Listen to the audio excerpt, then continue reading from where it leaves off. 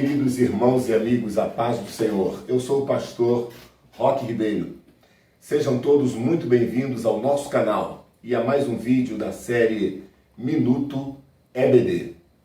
Nesta oportunidade, nós estaremos estudando e conversando sobre a lição de número 12, que tem como título Esdras e Neemias combatem o casamento misto.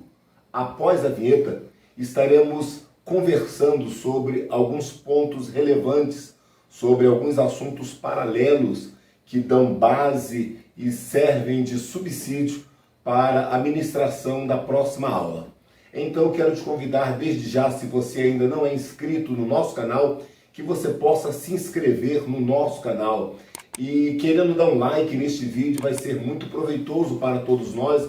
Inclusive também você querendo, deixe um comentário sobre o que você achou deste vídeo. E não esquece de assinalar a sineta das notificações, para que tão logo nós lancemos um novo vídeo, você possa ser notificado de primeira mão. Então vamos à vinheta e após a vinheta vamos conversar sobre a lição de número 12.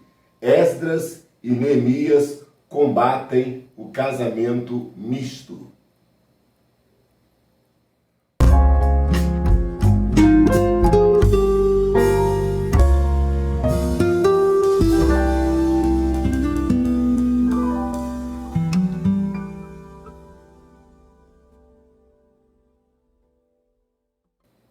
Olá, tudo bem? Então, chegamos no capítulo 9 de Esdras e no capítulo 13 de Neemias. Neste capítulo, ou nestes capítulos, os homens de Deus percebem que algo muito estranho estava acontecendo. O versículo 1 do capítulo 9 de Esdras diz que foi comunicado que sacerdotes, levitas e boa parte do povo, todos tinham se contaminado com casamento com mulheres pagãs. O objetivo de Deus nunca foi que o seu povo se misturasse com os povos circunvizinhos, muito pelo contrário. Para que o povo não se misturasse, Deus deu uma ordem, lá em Deuteronômio, capítulo 7, versículos 3 e 4, Deus deu uma ordem para que o povo, ao adentrar na terra, ao possuir a terra prometida, não se misturasse, não se aparentasse com as mulheres pagãs. E tudo isso tinha pelo menos um principal propósito, uma principal razão. O propósito de Deus era que o povo não se apartasse da presença do próprio Deus. Era que o povo não se apartasse das leis de Deus. Ao estudarmos esta lição sobre o casamento misto, nós, por certo, estaremos conversando, falando e questionando acerca da insolubilidade do casamento, acerca do divórcio, acerca da plenitude da união matrimonial. Afinal de contas, o divórcio era ou não permitido no Antigo Testamento? E no Novo Testamento, qual é a ordenança? Qual é a ideia de Deus para nós? Para entendermos tudo isso, nós precisamos primeiro nos situar em alguns pontos relevantes. Por exemplo, a criatura humana é constituída de corpo, alma e espírito. O corpo com os seus sentidos, a alma com os seus atributos e o espírito sendo o elemento de ligação entre o homem e Deus. Quando o homem contrai matrimônio, quando o homem se une conjugalmente com uma mulher, ele está fazendo uma união plena, uma união completa, uma união de corpo, de alma e de espírito. Então, nós entendemos, as primeiras palavras de Adão foi: esta será carne da minha carne, pois do varão foi tirado, osso dos meus ossos e carne da minha carne, pois do varão foi tirado. E depois Jesus confirma estas mesmas palavras, dizendo que agora não serão mais dois, mas serão uma só carne. Então existe uma ligação corporal entre homem e mulher. Mas existe também, de uma certa forma, uma ligação de alma, pois alma fala de sentimentos, alma fala de vontade, alma fala de inteligência, alma fala de administração do relacionamento. O homem, quando se une com a mulher, também ele se une através da sua alma. Mas para que esta união seja plena, para que esta união seja completa, o homem também precisa estar unido em espírito. E qual é mesmo a função e o propósito do espírito na tricotomia humana? O propósito do espírito é unir o homem a Deus. Quando a união entre um homem e uma mulher ocorre também na área espiritual, quer dizer que ambos quererão naturalmente acessar a presença de Deus. Ambos terão prazer na lei de Deus. Ambos vão querer buscar as coisas de Deus. Na psicologia, se diz que os opostos se atraem. Mas a Bíblia fala de uma outra maneira. A Bíblia diz que como andarão dois juntos se não estiverem de acordo? Nesta questão espiritual, é fundamental que homem e mulher estejam plenamente unidos, tenham o mesmo propósito, tenham a mesma fé, tenham o mesmo desejo de servir a Deus. Porque mesmo antes do casamento, a Bíblia sempre nos recomenda, seja no Velho ou seja no Novo Testamento, a Bíblia sempre nos recomenda a andarmos com pessoas, a sermos influenciados e influenciar pessoas que comungam da mesma fé que a nossa. Por exemplo, o Salmo 1 diz: bem-aventurado o varão que não anda segundo o conselho dos ímpios, não se detém no caminho dos pecadores e nem se assenta na roda dos escarnecedores.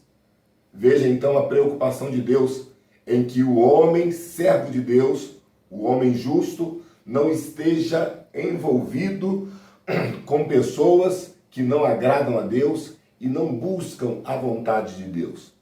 No Novo Testamento, uma certa vez o apóstolo Paulo, em 1 Coríntios capítulo 2 Timóteo capítulo 2, versículo 22, o apóstolo Paulo disse assim: foge também dos desejos da tua mocidade e procura o amor, a paz, a justiça, a fé, com aqueles que com o coração puro invocam ao Senhor.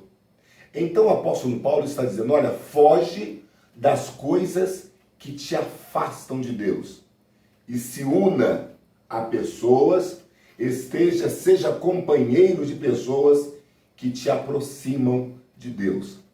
Então a preocupação de Deus sempre foi nos afastar das más influências, nos afastar da aparência do mal. Isto a nível de amizade, a nível de relacionamento social. Quanto mais o relacionamento conjugal.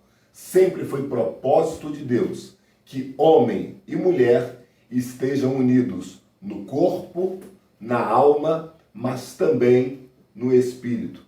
Porque quando não existe esta união espiritual, o que geralmente acontece é que um dos lados acaba cedendo para o outro lado. E geralmente é o lado mais fraco.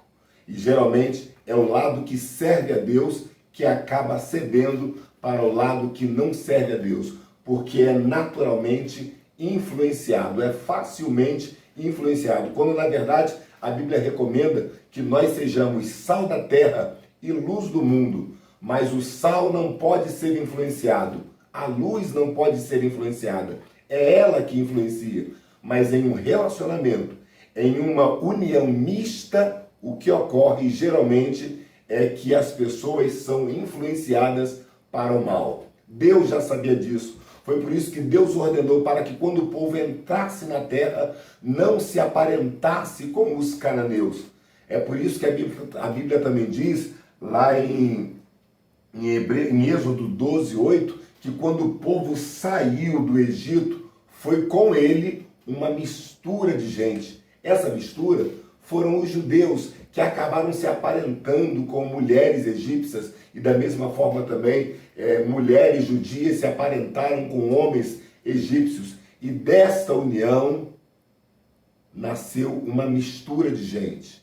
E foi esta mistura que fez o povo pecar contra Deus. Foi essa mistura que incentivou e incitou o povo a voltar para o Egito. Foi essa mistura que incitou o povo a construir o bezerro de ouro. Foi esta mistura que incitou o povo a murmurar contra Deus.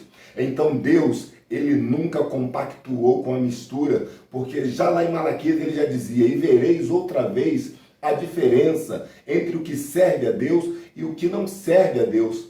Neemias, quando soube deste casamento misto, a Bíblia diz que ele rasgou suas vestes, ele puxou o cabelo da sua cabeça, ele puxou a barba do seu rosto, ele ficou atônico durante horas e horas e horas. Por quê? Porque o projeto do cativeiro era justamente libertar Israel da idolatria. O povo foi levado para o cativeiro por permissão divina, justamente para que eles aprendessem que eles não deveriam mais adorar a outros deuses. Porém, as mulheres pagãs, ao longo da história de Israel, sempre fizeram que os israelitas adorassem a outros deuses. O próprio Neemias citou o caso de Salomão, e o comentarista da nossa revista cita outros casos, como é o caso de Acabe e Jezabel, um rei justo, um rei servo de Deus, que acabou se aparentando com uma mulher ímpia, uma mulher que, além de não temer a Deus, além de não servir a Deus, perseguiu os profetas de Deus. E desta união mista, tanto de Salomão, quanto de Acabe, quanto todas as outras que a Bíblia possa relatar, as consequências foram nefastas. O povo de Deus sofreu, o homem de Deus sofreu porque não atentou para aquilo que a Bíblia recomendava, para aquilo que a palavra do Senhor recomendava. Por esta razão, em 2 Coríntios, capítulo 6, versículo 14, é um dos versículos importantes da nossa lição, está escrito: não vos prendais a um jugo desigual com os infiéis, porque que sociedade tem a justiça com a injustiça? E que comunhão tem a luz com as trevas? Então vejam, os irmãos, que a preocupação de Deus, tanto no Antigo quanto no Novo Testamento, é que nós não estejamos presos em um jugo desigual. O que é um jugo desigual? Numa linguagem bem figurada, jugo desigual é quando um animal puxa para um lado e o outro animal puxa para o outro lado. Isso num sentido espiritual e trazendo para a realidade da vida espiritual, jugo desigual é quando um quer servir a Deus e outro não quer servir a Deus. Um quer fazer a vontade de Deus e o outro quer fazer a vontade da carne. O nome disto é jugo desigual. E isto não é aprovado por Deus. Os israelitas da época de Neemias e Esdras fizeram um acordo, traçaram um pacto de se apartarem das mulheres pagãs. E daí, deste pacto, vem a pergunta para nós nos dias de hoje. Seria também do agrado de Deus que, pelo fato de eu ter contraído matrimônio com uma pessoa não cristã, eu também deveria me separar? Eu também deveria me divorciar? Quando lemos a epístola de 1 aos Coríntios, no capítulo 7, a gente vê que o apóstolo Paulo, ele dá algumas respostas acerca do casamento. Muitas questões acerca do casamento são tratadas em 1 Coríntios capítulo 7, e lá pelo versículo 10 o apóstolo Paulo faz uma recomendação: digo não eu, mas o Senhor, que a mulher não se aparte do marido, e o marido não se aparte da mulher. E o Paulo complementa dizendo: a mulher está presa ao marido enquanto ele viver. É certo que lá na frente, neste mesmo capítulo, tem alguns textos que nos trazem uma certa confusão, mas se nós compreendermos o primeiro texto, se nós compreendermos a primeira verdade, o primeiro princípio que Paulo estabelece, nós vamos entender a indissolubilidade do casamento, nós vamos entender que Deus, ele quer que nós estejamos sim casados, porém, quando não vigiamos, porém, quando por um infortúnio do livre-arbítrio do homem, as pessoas se desviam da presença, se desviam do caminho, a recomendação bíblica para a dispensação da graça não é que nós nos apartemos de nosso cônjuge, mas é que nós sejamos mais crentes ainda para ganhá-los, até mesmo, como diz a palavra, sem palavras, apenas com o nosso testemunho. Então, nesta lição, nós aprenderemos o perigo da união mista, do casamento misto. Após este pacto que eles fizeram, eles clamaram ao Senhor, eles confessaram os seus pecados e foi simplesmente uma bênção, porque depois, ao longo da história, a gente não vê mais o povo judeu envolvido, se aparentando com povos pagãos. E foi esse o grande trunfo, foi este o grande propósito, digo, do cativeiro. Ensinar para o povo de Israel que eles deveriam se conservar como uma nação santa, como uma nação justa. Eu espero, sinceramente, que estes poucos argumentos que nós acabamos de usar sirvam como subsídio para a ministração da sua próxima lição, a lição de número 12. Esdras e Neemias combatem o casamento misto. Que Deus abençoe você, professor, que Deus abençoe você, aluno. Tenhamos uma excelente aula no próximo domingo. E não se esqueça, se você é novo por aqui, se inscreva no nosso canal, acione a sineta das notificações, dê um like, comente o nosso vídeo, compartilhe com outras pessoas, porque fazendo assim você vai ajudar ao nosso canal e vai fazer com que o sistema entenda que esses vídeos, que este canal é relevante para muitas pessoas. Deus nos abençoe, muito obrigado pela sua atenção e até a próxima lição ou até ao próximo vídeo.